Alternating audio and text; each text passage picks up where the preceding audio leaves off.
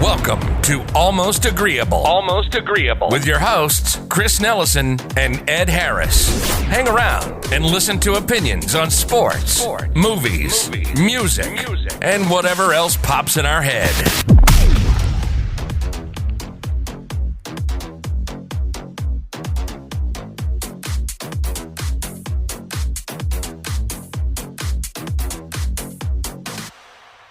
All right, and welcome back to episode 31 of the Almost Agreeable podcast. We're over the 30 hump now, and we don't see any signs of stopping. I'm one of your hosts, Chris. With me, as always, is Ed, and we are going to get into Week 9 of the NFL today. A lot of good games happened this past week, and a lot of surprising things happened this week. Ed and I are kind of going to discuss what's been going on in respect to most of the teams, some storylines we kind of want to get into, some players we want to talk about specifically. What a wild week, I think, would you say? It's a big one. It's a big one for a lot of teams, really. A lot of things went down, some surprising, some not surprising, but big games across the board, pretty much. Yeah, I think we kind of alluded to it last week because, we're past the halfway point of the NFL season now, and I feel like it's finally kind of settling in. Like the first few weeks, no preseason, COVID, no off-season programs, things like that. That rust is kind of shaken off. Every team is dealing with injuries right now. That's where we're at in the season, and we're kind of getting a feel now, like for real. We alluded to it last week of who is, we did our tiers, who is good and who's okay, and who's bad. And I don't want to get into another fight about tiers with you, so we'll just leave it at that. But a lot of things. There's a couple of things that were unexpected to me. I don't want to jump too far into the week, but I feel like we are going to jump around a little bit. Where do you want to start? Well, let's start out first, not even talking about a specific game, but the NFL just approved, owners just approved an expanded playoff scenario. If they have to cancel the season. If they have to cancel some games. They didn't say how many games would actually activate this 8-team per conference playoff situation, but now that is completely new. Half the teams in each conference would go to the playoffs. So who would that be right now? We'll say AFC. In the AFC, we have our division leaders, right? Kansas City, Pittsburgh, Buffalo, Tennessee. Yeah. And then that would leave... That's 4. You'd have Baltimore, we have Baltimore, Vegas. Vegas makes the cut? Vegas makes the cut. Baltimore is actually number 9. So we have Baltimore. Shut the fuck up. Baltimore, Vegas, Miami, and the Browns. That's right. Well, and then we would be seated higher than the Browns, I think. Yeah. That's I read that in order. Okay, yeah, we had a tiebreaker. That was 5 through 8. And because right now, if it stood, it'd just be 7 teams. That's the new thing, right? They're adding a wild card team. Yeah. So that's just an addendum onto that, I guess. If we miss more games this year, they'll straight up add another seed to the playoffs. Wow, I like that. I can get on board. I can understand that, especially because you're not going to have enough games. Because a lot of the games at the end of the season are divisional games or big games. I think in week 17 or 16, Buffalo plays Miami. Yeah. So it's definitely big, and it's different than. It's so much different than basketball and baseball. In kind of the same concept, football previously used to have the lowest amount of teams go to the playoffs, and basketball and baseball had higher number of teams go to the playoffs, and absolutely you could have a losing record going into the playoffs. Right. Well, we know the Seahawks did that once, so... Yeah, the Panthers also did it once, and it's... But if you go back and look at all the 7 seeds from the last 10 years or so, most of them still have winning or 8-8 records. Right. Most of them do. 500 or better. Yep. Very low amount of teams actually have losing records that would make the playoffs. So really this just kind of equates it to those other big sports leagues. Do you think that we're going to have a team this season that's going to have a losing record in the playoffs, not counting the NFC East? I was like, yeah, this year is because of the NFC East. That's an easy yes. Yeah, that's an easy yes. As I was asking it, I was like, oh fuck, I have to exclude them. I don't think so. There's a lot of good divisions out there. Well, yeah, so let's go to the NFC. 5 through 8 for the NFC is Tampa Bay, Arizona, Rams, and Bears. Oh, All winning records still. the Bears. All winning records. What, they're on a slide? What, they lost like 3 straight? They just don't look good. I guess, I think it's time to start putting some blame on Matt Nagy, man, when it comes to the Bears. Like, it's always been Trubisky. You got Foles in there. Okay, well, yeah, he throws interceptions. Like, he turns the ball over. But, like, we talk about Matt Nagy a little bit. I think it's his turn to get some of this blame for their skid here. I mean, okay, so they lost to the Colts, which has a stellar defense. Yes. And they lost to the Rams. Can't explain that one. No. So they lost to the Colts, and then they beat the Bucks and the Panthers. So No. The Bears didn't beat the Bucks. Oh, Nick Foles beat the Bucks. Okay, excuse me. Nick That's Foles right. beat Tom Brady. That's right. That doesn't count either. It's just it is written that it must happen. Yeah. So, but then they go on a skid and they lose to the Rams, Saints, and Titans. All playoff teams. Yeah. All playoff teams. So those games could go either way. If you're a great team, you'll win those games. If you're an okay team, you should split them. They lost all 3. So that they're going of that lower tier of good. Right.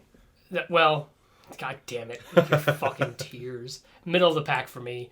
Another team that was in a skid but kind of righted the ship was Tennessee. Yeah, they really needed to. They came back and delivered. I mean, they're top of the division, still battling with Indianapolis. Indianapolis definitely on their heels. Yeah, well, I mean, they took a tough loss. I kind of want to talk about... Well, I don't want to jump from the Titans yet, but I want to get into the Indianapolis game here in a little bit. But Tennessee, to me, I think... We were so high on them at the end of last season, right? Getting as far as they did, no one saw it coming. I guess my tune has changed a little bit on Ryan Tannehill as far as like him being a really good quarterback. I think he is. They have a great run game. I just kind of see... I don't get the same feeling that I got from them last year, though.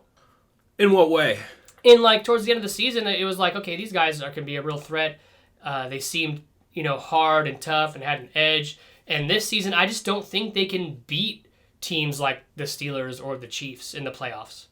Okay. Like last year, it was like when they beat the Patriots in that wild card round.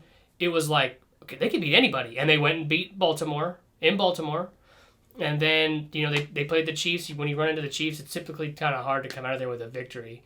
But I just don't feel like they have that same edge. Last year they were underdogs. This year they came with expectations, and yes, I think they're 5-2, 6-2, 6-2. So I mean that's a hell of a record. That's great. That indicates a great team. They are leading the division, but this year is tough, especially when you have a division rival that is 5-3 and boasts one of a top 5 defense in the NFL. And then not to mention the rest of the AFC. The Steelers are undefeated. Pat Mahomes, I mean, the Chiefs haven't looked as good as they did last season, but I would attribute that to, like, they're bored. The Chiefs look bored, and they're just waiting for the playoffs. The AFC, definitely, I'm switching up what I said earlier in the year, where the AFC had these clear-cut teams, like, these are the best teams, and that's it. And then the NFC was just a lot of, like, really good teams, like solid teams, like I don't know who's going to come out on top, because you could be the top 6 teams are so good. Now I'm switching that notion. It's wild. I'm switching that notion completely, because now the AFC has, all the division leaders, well, number 1 have winning records. Yeah. This isn't this. But some of your wild card teams coming in, you have Miami as a huge dark horse. I want to talk about Miami in depth a little bit later, but go ahead. You have Miami as a huge dark horse. You have the Raiders sitting there looming. And Baltimore. Baltimore going in, it looks like it so Indianapolis, far. Cleveland. Because Baltimore can't take care, or Lamar can't take care of business with the Steelers, looks like the Steelers are going to win that division. And so you have Baltimore coming in as a wild card team. Well, have we looked, like, what does the Steelers' schedule look like from here on now? Well, the next game they play is against the Bengals. So I think that's a game where it's divisional game, and yeah, Joe Burrow is doing well, but it's a divisional game, and so they're just going to take care of that. But I think the next game, the Jags, that is a classic definition of a trap game. I don't know. They just got out of a trap game. Like, they fell into a trap against the Cowboys and then were able to get out of the trap. That was the trap game. But this is a thing with Pittsburgh. This isn't new to anybody, is that they played out of their opponents. So the problem fucking is, like, do they do that again to a team like Cincinnati or Jacksonville? Like, are they going to do that again? I think it happens with Jacksonville. I think if Dak was there for the Cowboys, that's a win. That's a win. 100%, that's what I believe. If Dak was there, they win that game. But he's not. You play the games with the people that you have. They didn't win. But the Steelers, I mean, their schedule for the rest of the year, they have a couple tough games. They have a couple tough games because divisional games are always, you never know what's going to happen. They still play the Bengals twice. Okay. And then they still have the Browns and the Ravens. But then they also have the Bills. Ooh, but that's gonna be a big game. I mean, it depends. What week is that? 14. Week 14. Week 14. So it doesn't quite determine everything. But hold on, because I missed this one. Week 16 they play the Colts. Oh, they played the AFC South this year. So we'll see. I mean, well, I guess the first part of their schedule, looking at it, pretty cake. Yeah. But I mean, you can't control that. You play who you play. You play your schedule. And I think it's unfair. A lot of people, like, I've seen a lot of memes on social media. There's like, this is who the Steelers have beaten. It's like, look, anybody can win any given Sunday. It doesn't matter. Maybe you're not feeling, everything that day. Maybe you're tired. Maybe this team better matches up against you. There are variables at play that it's like, okay, yeah, they're 14-point favorites, but, like, this is the NFL. This isn't college. This isn't arena football. This isn't basketball. This is the NFL where anything can fucking happen. We have weeks where the Raiders have beaten the Chiefs. The Saints shut out the Tampa Bay Buccaneers in the first half, 31-0 the other night. Okay, anything could happen. So for people to sell Pittsburgh short and say they've only beat the Broncos, the Texans, and these guys, it's like, shut up. They come out on Sunday and they win games. I'm going to be that guy, though. I know you are. I mean, okay, look, they play the NFC East this year. That's 4 free wins right there. That's 4 free wins. You don't know that. But the Giants just almost beat the Buccaneers. Yeah, but almost. Almost. Then you could... The Dallas Cowboys almost beat the Steelers. Yeah, almost. Almost. Almost. I can't say I can give any team guaranteed wins. I mean, last night, the Patriots were 10-point favorites. And they barely escaped with their lives against the winless Jets. The winless Jets... But it's not that big of a difference, though. I mean, the Jets have 10 points 0 is 2 wins. scores. I mean the difference between the Jets and the Patriots. 2 wins. That's the difference. That's it. Not that much of a difference. And I'm not even going off the records right now. I'm talking spread. I get it. But if we're looking at the scope of the season, the Jets win that, they're a game behind the Patriots. When is the last time that's been true? Besides like week 1 or 2. I need you to right now stop changing the subject because I get the point you're trying to make. That hasn't happened probably in my lifetime. Well, maybe like the Rex Ryan days. I mean, yeah, when they had the, Mark Sanchez butt fumble man going to AFC Championship game twice. Yeah. But then butt fumbled his life away. No, I'm going back to the point I was making is that I'll give the Steelers credit. And you know me, I hate the Steelers. I fucking want to wipe my ass with that terrible towel. All right, fuck them. But I'm giving them credit because I can be objective sometimes. Yeah, that's overrated though. Okay. But I mean, we have some, like, going back to the concept I was talking about. The AFC now has all of these teams that a decent amount of them are looking pretty good. Like, I'd say 5 teams are like the 4 division leaders and Baltimore are all tough teams. Who's sus? For the division leaders? No, I think the division leaders... Well, to me, that's the Titans are sus. But let's leave the fucking division leaders out. And those wild card hopefuls there, those in the hunt guys, the wild card teams, who's sus in that group? I mean, okay, so if we're talking 5 through 8, Baltimore is fine. They're going to the playoffs. The rest of the teams are all 5 and 3, and they're all they're right there in the same. I couldn't pick one out and be like, okay, this one is better than this one, or this one is worse than this one. Looking at it for me, they're all kind of similar, and their records indicate that. I mean, they're all 5 and 3. They've all had some tough games that you didn't think they were going to win, like literally writing them off. Like, that's a loss. And then they've had some games where they've stumbled, but they're a game above 500 or 2 games above 500, but I can't really pick out a single one for the AFC. Who do we got? We got Vegas, Cleveland, Miami. Yeah, you know what? No one's... Raiders are kind of sus. Raiders are kind of sus. You know what's sus about the Raiders? Is their fucking defense, man. I mean, I know you hail from, 12th man over here. Seattle's got a terrible defense too. But we can relate on that, okay? Because I sit through Raider games, and I'm like, fuck, is this how Seahawks fans feel this year? Because if it's true, like, let's go get drunk. Let's go fucking drown our sorrows. This is terrible. You have to rely on Russ, and it's become a problem finally. Like, it's become a problem to me that Russ has to carry the team every week. It's become apparent that, like, it's not fair, and you see the result of him pushing so hard is he's had how many turnovers in the last 3 games? 8, 7? Well, yeah, let's jump into, I guess not the... Well, yeah, let's jump into Seattle-Buffalo game. Yeah. That was a 10 a.m. game. Because the game before, they beat the 49ers. I don't think he had any turnovers in that game, but he had 3 picks against the Cardinals 2 weeks ago. Right. So he's had 7 turnovers in the last 3 games. Right. And there is at least one game a year, and I don't think... Did I say this about the Cardinals, where everything goes wrong? Did I say that? Probably a few weeks ago. I mean... Because not everything went wrong. Okay. So you're saying that the game you still have to play against them is when everything's going to go wrong? No. When they played the Cardinals a couple weeks ago, they just let him hang around. That was just... I mean, it's just the defense is just bad. It's just they didn't let it happen.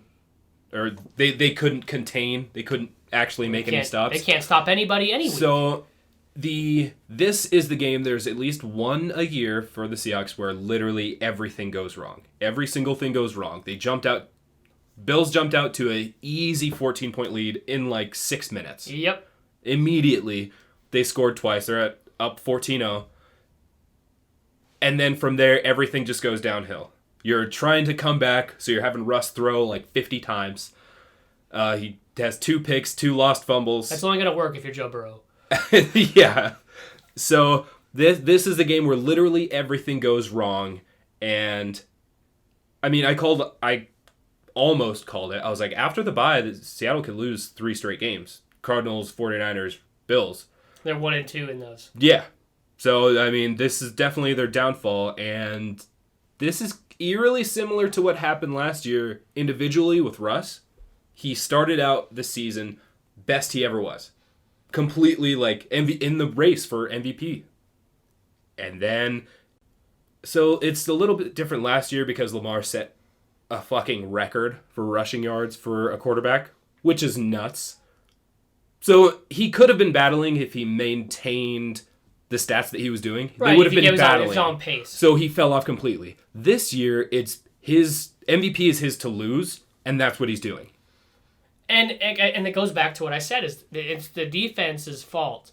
Because that defense, I don't know if you've seen this, that defense is on pace not only to break the yards allowed in a season, but shatter it by 1,000 yards. They're historically abysmal. Yes. Abysmal. It is bad. It's not the Legion of Boom anymore. It's the Legion of Room. There's a lot of room. There's a lot of room for receivers to just do whatever the fuck they want. Because the Bills abandoned the run game. They didn't... They were like, nah. Watching that game, I was like, okay.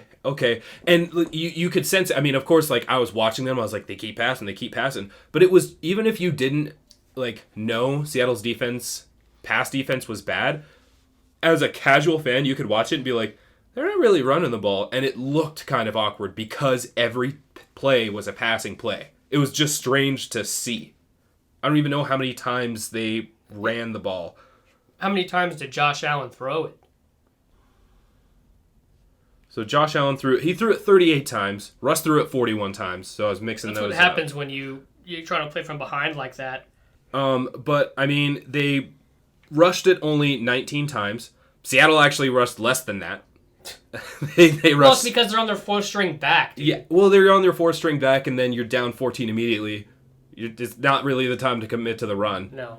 All right, I don't want to spend too much time on one game, but I do... It's just basically, to sum it up, this is the downfall of... If they can't right the ship, Russ loses out on another MVP. Another MVP, and maybe they get a 6 seed, 5 or a 6 seed. Ugh. Whoever takes him in the division, Arizona? They just lost to Miami. Miami's keeping you afloat, buddy. There's a bunch of memes about that, yeah.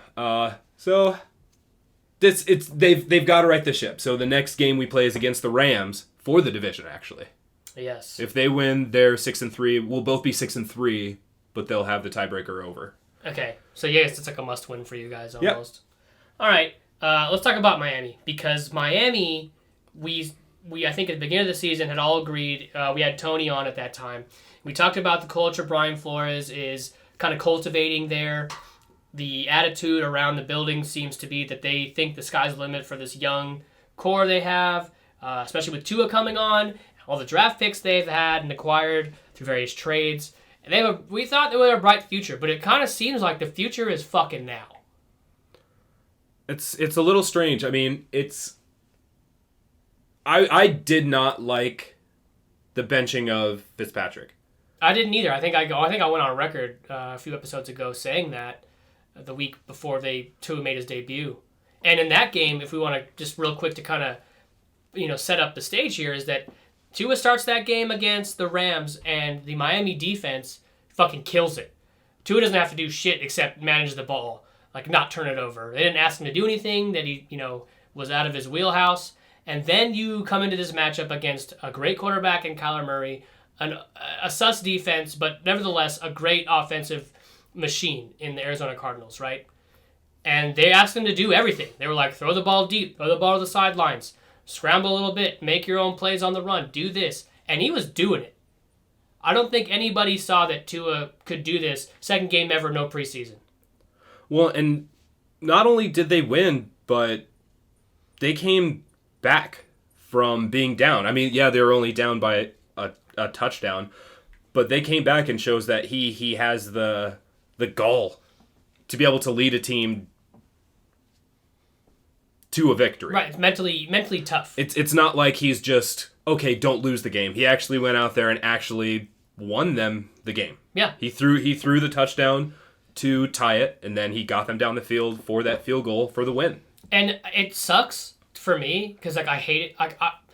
I hate it because now they're fucking up my wild card chances here as a Raider fan. But as a football fan, it's exciting to see that this experiment is kind of paying off. Brian Flores, I think we've always given him a lot of credit on this show. I think pundits have in the past, but a lot more of them now are starting to chime in and say, wow, this is real. That defense is fucking incredible. And then you have a quarterback now who, let's face it, is a good decision to bench Ryan Fitzpatrick because you want to give this guy experience. And if he's going to play like this, then you really look like a genius now if you're Brian Flores. They're in playoff contention. They're the 6th seed. Yeah, if the playoffs start today, I think they're 6. They'd be 7. 6 or 7? Vegas is 6. The Raiders play the Dolphins this year. Yeah. So, I mean, it's funny. Number one, just a little thing that I love to see is just seeing a lefty. Just seeing a lefty be out there, and because, I mean, I can't think of the last one who was besides Vic. None come to my mind right away. So it's just, I like seeing that. That's always really awesome to see. And then, because I'm a homer, just going back, Seattle beat the Dolphins, and it was, closer than everybody's like, oh, what, you almost lost to the Dolphins? You let the Dolphins hang around? But they beat the rest of the NFC West. They beat the Rams, Cardinals. They beat the Rams, 49ers, and now Cardinals. So Dolphins are no joke. And, I mean, Brian Flores looks like a genius for putting into it. It's working. They make it to the playoffs. When he's a rookie, you only go up from there. And really is, if you can even sniff the playoffs this season. This is a successful season for Miami. I mean, I'm not from fucking Florida or follow the Dolphins at all, but to me, as an objective NFL fan, did not have them making the playoffs in my fucking field of view at all this year. Did we have them last? In the division? We might have. I think we did. I think we said, in a consensus, it was like either, Bills or Patriots, Jets, and then Miami. Because no one thought the Jets were going to be this bad. Nobody. I mean, I thought it was another, Sam Darnold had mono last year and just, he missed a couple games, and there were big games that they could have and maybe would have won if he was there. So, him coming back, okay, I think it's year 3 or 4 for him. So, okay, cool. He's getting into a rhythm. He's getting into a groove. But now they're 0-9. The Jets can go 0-16. Do you want to hear the rest of their fucking games? Okay. Next week, at Chargers. Okay. Herbert's due for a win. We'll get to Herbert. Okay. At Chargers. And then the Dolphins come to town. And then the Raiders come to town. Then they go to Seattle. That could be a win. Shut up. Flacco is a Super Bowl winning quarterback. And Donald might be back before then. And Seattle just is the Legion of Room. Can I finish this? Yeah, I guess. They go to LA to play the Rams. Okay. So they get to play in SoFi twice this year. Okay. Then the Browns. And then they finish the season against the Patriots. So maybe they're 1-16. Maybe they're 1-15. Maybe they're 2-14. But there's a very real possibility that they do not win a game this season. And that would match them with the Lions and the Browns? This is the only other teams to do it? I think it is just the Lions and the Browns. Lions did it first. Yeah. Oh, Detroit.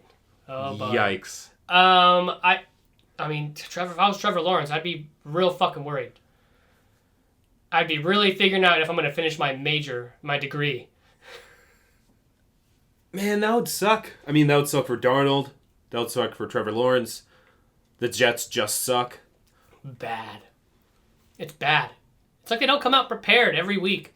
Like the other New York team, at least they're in games. You want to know a fun stat? Maybe. Daniel Jones has 5 wins as a starter. They're all against the Redskins. 4 of them are. Okay, the other one's against... I don't know who the other one is against, but 4 of his 5 wins as an NFL starter are against the Washington football team. That's awesome. All right, you were talking about Herbert a second ago. I want to tell you a stat. Okay. The Chargers have lost 72 games by 1 possession since 2006. That's fantastic. 72 games. What is that, 5 seasons? Is it something like that? What is it? 4 seasons at least? 4 seasons. 4.5. Yikes. That's 4.5 seasons worth of one score games. It's like, I want to say, we made a joke about Phillip Rivers being the anti-Russell Wilson in the regard that he loses close games instead of winning them. And I thought that would have went with him to Indianapolis. But it looks like he kind of left it with the Chargers. Yeah, I guess it's kind of like, it's not Phillip Rivers is the anti-Russell Wilson. It's the Chargers are the anti-Seahawks. Anti-winning, basically. They've been doing this for 6 years before Russ was there. If I wasn't a Raiders fan, this would be fucking sad. Okay, because in a way, this reminds me of the fucking Falcons, because they just find a new way to lose every week. This week, I heard a lot of people say that they don't agree with the review. Did you see the review? The catch that wasn't a catch? I did not. I did. Okay. Did you? Yeah, I think it was a catch. What? It hit the ground, man. He had it, man. Get out of my house. Regardless, I thought for sure they were going to call it a touchdown anyways, being a Raider fan. Just because. We saw the ball hit the ground, and my wife and her sister were here, and they were like, oh, yeah, he dropped it. I was like, it doesn't fucking matter. I was like, yeah, he dropped it all right, but you just wait. His ref's going to come out and be like, the ruling on the field stands. But that was why, and that's just, like I said, if I was a Raiders fan, this would be fucking sad. But I'm relishing it. I enjoy it. But Herbert is in the running in my mind for also Rookie of the Year along with Joe Burrow. Those two right now. And then depending on what Tua does, he's only going to play half a season, so I don't know if you can throw him in the conversation. It's kind of like... What, he's only had 3 games now? Yeah. So no, 2 games. 2 games and like 4 plays in the one before that. Yeah, so it's just like, I don't know that you can throw him in. It'd be like in the NBA, like Zion came in late after an injury, and Josh still got it. Yeah. So I still think it's between Herbert and Burrow. But Herbert, man, what surprises me most about him is his composure late in games. Like, the game they lost against Denver, the defense lost him that one at the end. This one, he threw, 2 fades at the back of the end zone. One of them almost was a catch for the game to win it. And he just seems composed in the fourth quarter, which you don't expect out of a rookie quarterback. Yeah, I mean, both Cincinnati and the Chargers they're 2-win teams. 2-5-1 and 2-6. So they're both 2-win teams. They're putting it together. Not the most successful rookie endeavors, but they're in tougher divisions. For sure. Oh, yeah. I mean, the AFC East kind of allowed, Brady leaving kind of allowed Tua to be that second best quarterback in the division. There became a power vacuum in there, and no one's really Josh Allen might have a hold on it, but not a firm grip. We'll see. The Bills are a stellar team. They're looking pretty good, but we'll see. But I mean, looking at the division that the Chargers and the Bengals are in, it's tough. Especially for Burrow. Yeah, you got to see Big Ben twice. Well, that's a tough division. That's a real physical, the most physical division, I would say. I can hop on that. I've always thought that, like, when I think about that division of the teams of Baltimore in the past and Pittsburgh, I think about physical fucking defenses. Think of defense, that's it. Like, Yeah, they have great quarterbacks. They have had solid quarterbacks, I would say. Besides Big Ben, they've had solid quarterbacks because he's great. They've had solid quarterbacks in the past, but that's what you think of when you think of that division. Defense, turnovers, points off turnovers.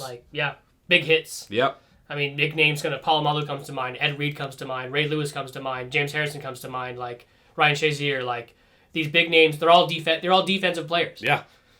And so, Burrow plays in a rough division, and then, Herbert's got to come into a division with Pat Mahomes in it.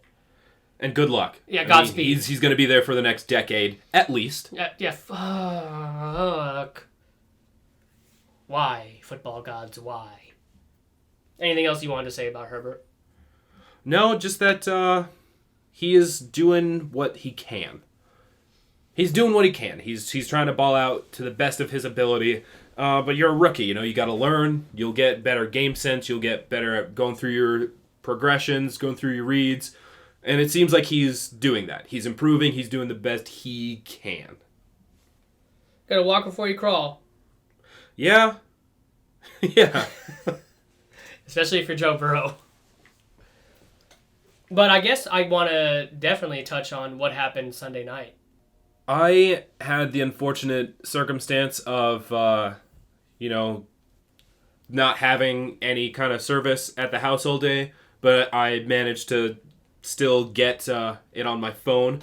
And looking at that, I was just like, what is happening? So, let me ask you, what happened?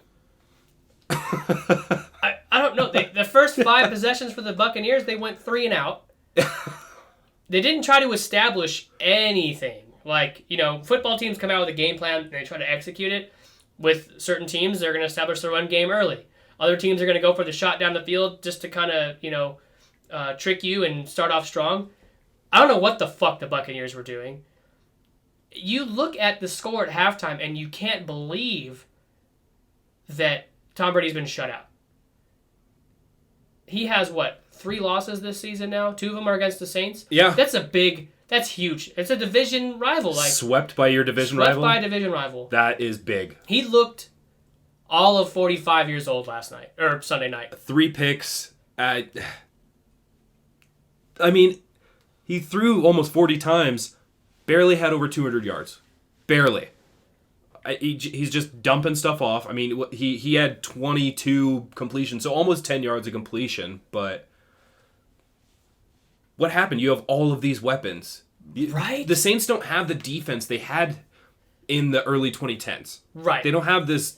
They don't have Bounty Gate. Yeah. Yeah. They don't have Bounty Gate, so it's not this group of guys that is just attacking you. Their front 4 are still really good. Right. Their front four is solid, and they were getting to him. I mean, it showed. They were pressuring Brady, and that's how you win. And that's the MO on Brady his whole career. You make him uncomfortable, because that's what he's had basically his entire career. He gets to have a picnic in the pocket. Yeah. He gets to chill, have some lunch. Oh, I got to dip this carrot in some ranch real quick, and then, I'm going to throw this ball now. You know, to me, the weapons he has on that squad, I've said this for a while, knowing that Antonio Brown was coming, is that, like, it's too much. It's too much to spread the ball around. But it's inexcusable that you cannot put up a touchdown with Gronk, Antonio Brown, Mike Evans, Chris Godwin, Leonard Fournette. The best quarterback of all time. 3 picks, no touchdowns. No touchdowns. I don't know what else to say. I guess everyone has a dud in the season. Hopefully, like, that's all this was. Hopefully, for them, this was the only time they're going to do some shit like that, because, my God, what an inopportune time to do that as well. Because now, Saints are probably going to take the division if they stay on this hot streak. Can the Saints build off this now and regain that Saint mystique that we've become accustomed to? I think, I mean, the games that they lost earlier in the year, they lost to the Raiders, which was a big one. That put them at 1-1 on the season. So they had to continue. And then they were 1-2. They lost to the Packers right after that. So that put them in a hole, and now they won 5 straight. So great for them. And the rest of their games, not cake, but kind of cake. Except for divisional games and the Chiefs.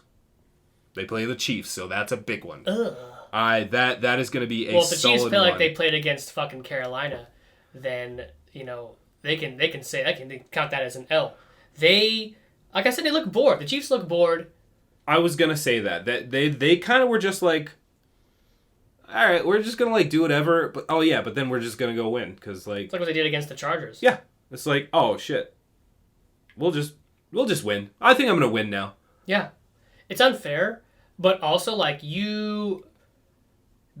teams are supposed to get better as the season goes on. Like, by the time the playoffs roll around, you want to be at your peak of how your team is performing. And so if you have games like this, I compare it to the NBA a lot. Like, if you go to the playoffs with these games that are close like that, and then think you can flip on a switch, that's not how this works. That's not how team sports work.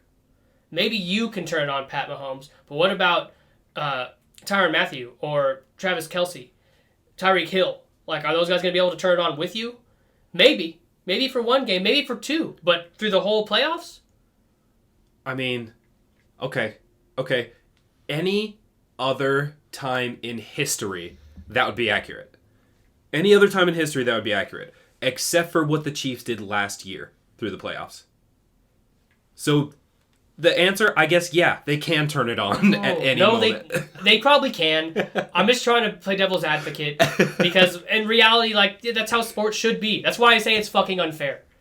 It's fucking unfair. You see the 2 times that the Giants won the Super Bowl against the Patriots. They're wildcard teams. They're wildcard teams, and they were on a hot streak. Right. That's what you see. They were on a hot streak, and that's what you want going into playoffs. Look at the Titans last year. In any sport, naturally, you want to be hot.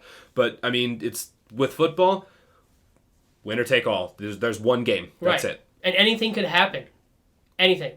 Like, as good as the Chiefs are, like, that still was a close game in the Super Bowl against the 49ers. It was the 49ers' game to lose, and they did. It goes back to what I was talking about with Jimmy G, not being the guy. But, I mean, continuing on with the Bucs schedule, they have a relatively could be hard schedule left. So they play the Panthers, the Falcons, the Rams, Chiefs and Vikings, and the Lions. But I mean, so you have a couple divisional games left. Like you're what, 2-1 in the division? No, you're 1-2 in the division because you lost to the Saints twice.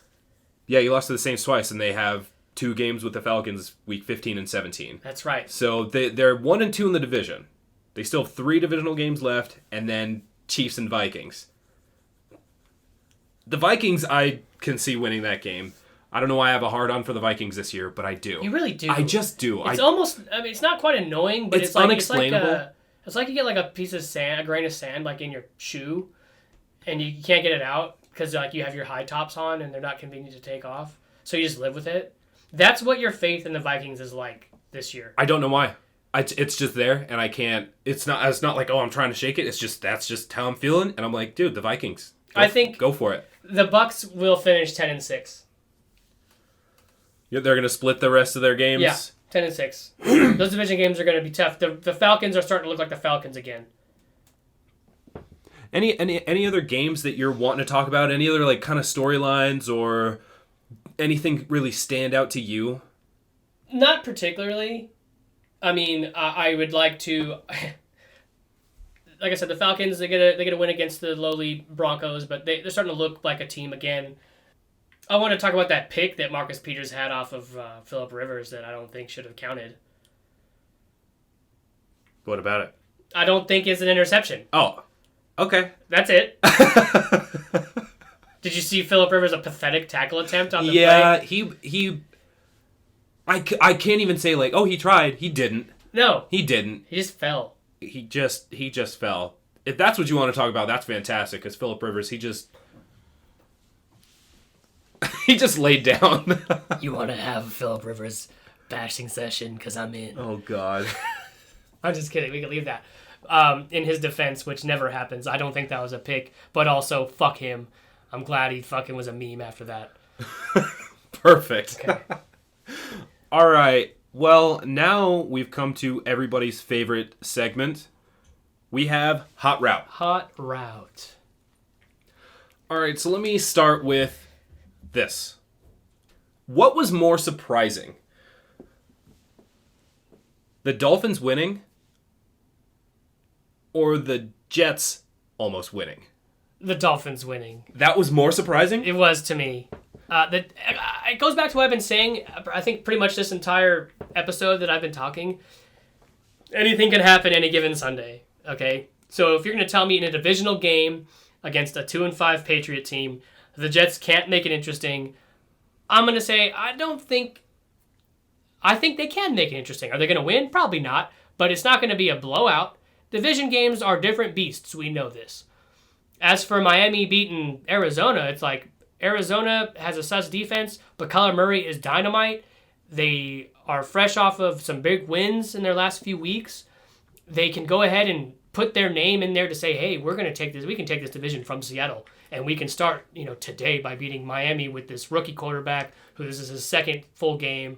And then Tua comes out and surprises everybody and puts out a performance and wins them the game. So yeah, that's more surprising to me. Are you a different animal and the same beast? What the f*** does that mean, Kobe Bryant? You're welcome. All right, fantastic. I do like that. Both of them were surprising to me because the Cardinals are on that hot streak that we always talk about. And the Jets were, they were leading that game. They lost it in the final, in the half. The second half, they had it for the Patriots came back. Yeah. Yeah. So both of them were very surprising, and it kind of leads into my second hot route. Give me 3 teams from each conference that need to right the ship. They need to get back on track.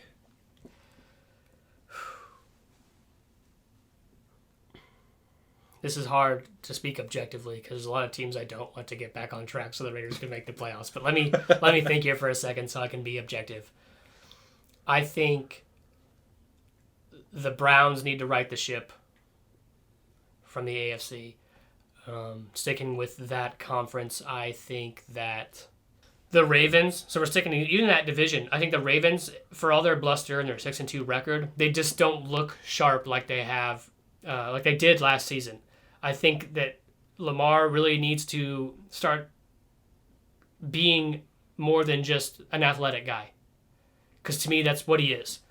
And he's an accountable guy, a humble guy, an MVP, but I think he needs to do more offensively. So Cleveland, Baltimore, and the fucking Raiders defense needs to turn it around. If the Raiders want any shot at making the playoffs, that defense has to do something. Their offense has not been a problem all season. It really hasn't. Derek Carr, obviously one of the more underrated quarterbacks in the NFL, is having one of his best seasons, and I say that every year. He just puts up better numbers every year. Yeah. So the Raiders defense needs to turn around. So as far as the NFC goes, Seattle needs to turn it around. I was like, you're leading right into this, talking about Raiders defense. There's one other team. Seattle needs to turn it around. They need to, they have weapons on offense and they have Russ, but it's all Russ right now. So the defense, like the Raiders, needs to turn around because unlike the Raiders, who are just trying to make the playoffs, if the Seahawks want to win a Super Bowl, that defense needs to fucking straighten out. You know who I blame for this defense? Pete Carroll? The Raiders. Oh, because we gave you Ken Norton? Yeah. Yeah, you're welcome. Didn't get much better, though, when he left. Yeah, Seahawks is definitely the biggest team in the league that needs to definitely right the ship. The Bears need to right the ship. Yeah. Bears need to, they play in a division with Aaron Rodgers, but, they're second place in that division. But, if they keep sliding like this, the Vikings can easily overtake them in that division. So the Bears need to right the ship, and that leaves the Rams. But I just don't think the Rams are a great team anyways. If we're talking about playoff scenarios here, the Rams, they got to win out in their division straight up. And that's almost an impossible task for any team. For any team to win out in your division, that is one of the hardest things to do is go 6-0 in your division. Yeah. So, this is 6 teams. Sorry, that took me a minute because, we're so late in the season where every fucking game counts now. And I had to think about who's in there, who's in the running, who they're playing, who their division is. All right, and for the final hot route, I guess this could have been better posed, last week halfway through the season, but it's kind of better even after this week because of the exciting games that we had. Who, objectively, would you think would be the most exciting matchup in the Super Bowl? Exciting, or what would you, or I guess exciting and who would you like to see? I would like to see Drew Brees in the Super Bowl. I like that. Now, I don't know if there's anyone more exciting in the NFL than Patrick Mahomes. Kyler Murray comes close as far as excitement goes. But maybe a final send-off for Drew Brees to get to the Super Bowl and beat Patrick Mahomes and then retire. Dang. That would be my ideal fucking scenario. Right off into the fucking sunset. Power move. Yeah. Hey, young gun, you won yours last year. I'm here. I'm part of the old guard. I hold the record for touchdowns right now and yards, and I'm going to win this real quick. And then the league is yours now, but I need one more. Just to cement Breeze's legacy as should be in the conversation with, I guess fucking Brady in the 6 fucking rings, but Drew Brees holds records. Yeah, so it would just be him you're only as good as your last game. Yeah. Guess what the last game he won was? Against Patrick Mahomes. The final Chiefs. one of the season. Right, the Super Bowl. So that would be my ideal. I do kind of hate that concept, though. Just of, winning a Super Bowl and then leaving. It's the equivalent of, just taking your... You're not running it back. Yeah. Just hey, run it back. Nah, I'm tired. Yeah, I'm taking my ball and I'm going home. Yeah. Hey, fuck you. It's yo, we're still playing. Nah, I'm good, man. I hated that shit growing up. Hate it. So I get it. Hate that concept. But I love that for Drew Brees because I like Drew Brees, so... Okay. Yeah, that would be it for me. Fun hot route there. That was good. Another exciting week of NFL football, and I think it only gets better from here because games are really starting to fucking matter now, and the matchups. It's like the NFL can foresee who the fuck is going to be in runs because you look at some of these games in the next coming weeks. They're games that are going to decide seeding because they're teams that are in the hunt playing each other. It's amazing. Huge. So that's NFL Week 9. Looking forward to Week 10. As always, I'm Chris. I'm Ed. And this has been Almost Agreeable. Thank you for listening to another episode of Almost Agreeable. You can catch all new episodes on Tuesdays and Thursdays. If you enjoyed the podcast, please like, rate, and subscribe. And don't forget to follow us on Facebook, Instagram, and Twitter at Almost Agreeable.